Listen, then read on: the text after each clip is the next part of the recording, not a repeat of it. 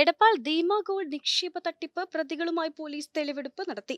Edappal Deema gold നിക്ഷേപ തട്ടിപ്പിലെ പ്രതികളുമായി police തെളിവെടുപ്പ് നടത്തി. വ്യാഴാഴ്ച ഉച്ചയോടെ ചങ്ങരംകുളം CI ഷൈന്റെ നേതൃത്വത്തിലുള്ള പോലീസ് സംഘമാണ് പ്രതികളുമായി എത്തി തെളിവെടുപ്പ് നടത്തിയത്. കഴിഞ്ഞ ദിവസമാണ് 4 പ്രതികളെയും പോലീസ് കസ്റ്റഡിയിൽ വാങ്ങിയത്.